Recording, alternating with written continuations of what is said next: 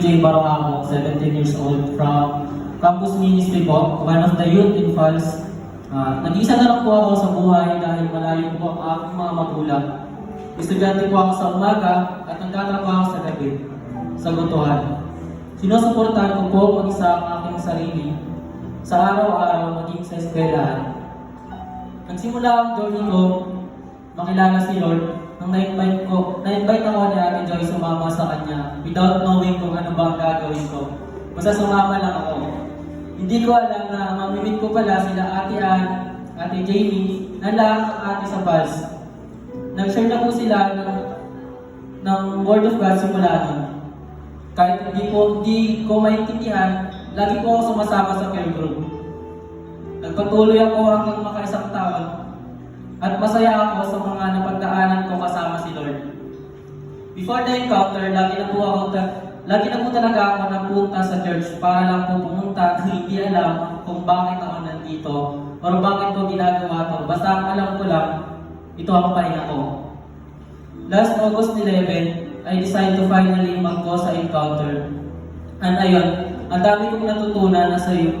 Ang dami kong na-realize that time na nagbago sa paningin ko sa sarili ko. I experienced a lot of things na gusto kong maulit-ulit pa, kaya kung pwede lang ulitin ko talaga.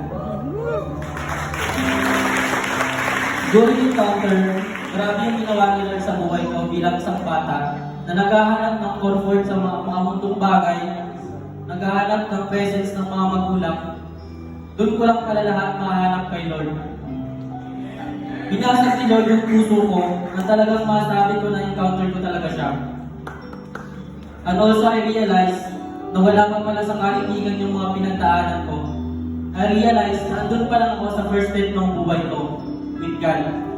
And syempre, hindi ko makakalimutan sa encounter na ang dami kong nakilala mas matatanda sa akin. Ang very thankful na nakilala ko sila at narinig ko yung mga kwento ng buhay nila na mas nagpatatag sa akin. Pagpatuloy ang journey ko with God. I'm very thankful na nakatagpo ako ng mga atis and kuyas, also mga nagsilbing magulang at naging guide ko para makilala si Lord. Sobrang pasasalamat ko sa mga ate ko sa Pals. Care group leader ko po, si Kuya Arvin. Hindi na nagpapakamulit sa amin para mag-attend sa encounter. Sobrang pasalamat ko na nakinig ako. I'm very grateful na mas nakilala ko pa si God, na mas nakilala ko pa yung sarili ko. And syempre, sobrang thankful ko din na dahil sa pag-attend ko ng encounter, mas lumalim yung relationship ko with God. Mas nalaman ko pa yung purpose ko sa buhay. I'm very thankful na encounter ko siya, also na-feel ko talaga yung presence niya. Na-feel ko yung tunay na pagmamahal ng magulang. Na kahit sobrang sama mo, ay handa ka pa din niyang yakapin. Kahit sobrang pangit ng pinagdaanan mo, nandiyan pa din at mahal na mahal ka pa din. Masabi ko na life changes yung nangyari sa encounter. Magpapasalamat po ako sa mga atis and kuwis ng Pals, mga kaibigan ko na kasama ko sa journey na to, sa encounter team na nag-guide sa amin during encounter. Sobrang pasalamat ko talaga na nag-guest ako sa encounter. Kaya guys, kung gusto nyo maranasan yung mga naranasan ko during encounter, ano pa inaantay natin? May susunod na encounter po. Pwede ko naman tayo mag-gusto po.